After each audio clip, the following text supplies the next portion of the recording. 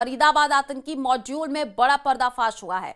सूत्रों के हवाले से एक जानकारी है, डॉक्टर शाहीन ने फर्जी आईडी पर सिम ली थी और डॉक्टर शाहीन ने फरीदाबाद के धौज से ये सिम ली थी। सिम के लिए अपने भाई डॉक्टर परवेज का एड्रेस प्रूफ भी दिया था और फर्जी पते पर ली सिम को ही इस्तेमाल शाहीन कर रही थी। बड़ी खबर आपको बता रहे हैं, दिल्ली ब्लास्ट को लेकर के एक बड़ी खबर है। फरीदाबाद आतंकी मॉड्यूल में बड़ा पर्दाफाश हुआ है। सूत्रों के हवाले से एक जानकारी है, डॉक्टर शाहीन ने फर्जी आईडी पर सिम ली थी।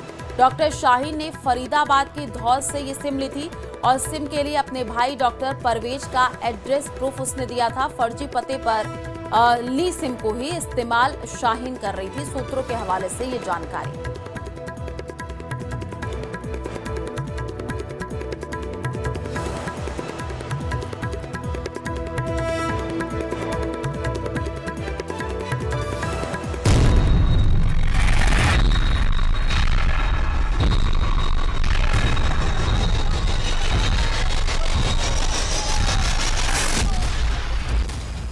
जांच एजेंसियों की रेडार पर डॉक्टर शाहीन का नेटवर्क।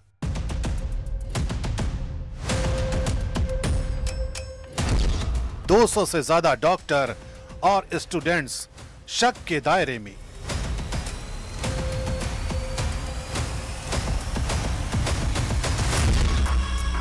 दिल्ली धमाके के 7 दिन पहले से ही इस नेटवर्क में डिजिटल एक्टिविटी असामान्य रूप से बढ़ गई थी। जांच में सामने आया है कि डॉक्टर शाहीन, डॉक्टर मुजम्मिल और डॉक्टर आरिफ के बीच 1 नवंबर से 7 नवंबर के बीच कई बार चैटिंग और कॉल हुई। अकेले आरिफ और शाहीन के बीच 39 वॉइस कॉल, 43 व्हाट्सएप कॉल और 200 से ज्यादा मैसेज मिले हैं। ये सभी बातचीत धमाके से ठीक पहले के दिनों में हुई। एसटीएफ और स्पेशल सेल ने आरिफ को हिरासत में लेने के बाद उसके अशोकनगर फ्लैट से कई डिजिटल डिवाइस जब्त किए हैं। टीम इन्हीं डिवाइस से पूरे नेटवर्क का डिजिटल ब्लूप्रिंट खंगाल रही है। दिल्ली ब्लास्ट में एजेंसियों की जांच का दूसरा बड़ा एंगल है उत्तराखंड और यूपी का, जहां शाहीन के कई करीबी ट्रेस किए गए हैं। यूपी एटीएस की एक टीम उत्तराखंड में लगातार रेड कर रही है, जबकि दूसरी टीम के टारगेट पर कश्मीर है। शाहीन के सुरक्षित मैसेजिंग ऐप पर मिले डेटा और डिलीटेड चैट रिकवरी से सामने आया है कि उसके संपर्क में कई ऐसे लोग थे जो यूपी और उत्तराखंड में एक्टिव थे। शाहीन का धर्मांतरण नेटवर्क, विदेशी संपर्क और पाकिस्तान से जुड़े चैट्स अब एजेंसियों की जांच के केंद्र में है। सूत्रों का दावा है कि यह नेटवर्क एक संगठित विचारधारा और फंडिंग चेन के तहत काम कर रहा था। अब तीसरा और सबसे बड़ा खुलासा, यूपी में करीब 200 डॉक्टर और मेडिकल स्टूडेंट्स एजेंसियों के रडार पर हैं।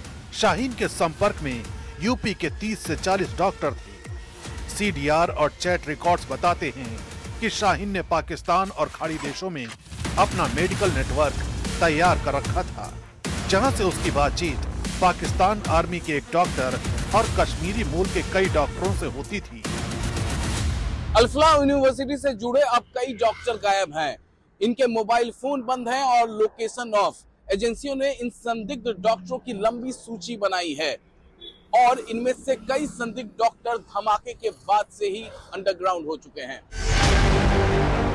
कानपुर एंगल भी जांच में बेहद अहम साबित हो रहा है। शाहीन जीएसवीएम मेडिकल कॉलेज में 2006 से 2013 तक पढ़ाती रही और आईएमए की सक्रिय सदस्य थी, लेकिन उसकी गिरफ्तारी के बाद आईएमए ने तत्काल उसकी सदस्यता रद्द कर दी है। एटीएस ने कॉलेज के कश्मीरी मूल के छात्रों और डॉक्टरों के इतिहास की गहन जांच शुरू कर दी है।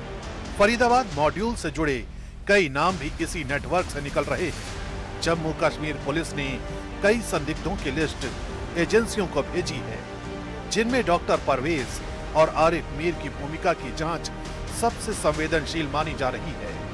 ये पूरा मॉड्यूल अब देशव्यापी जांच के दायरे में आ चुका है।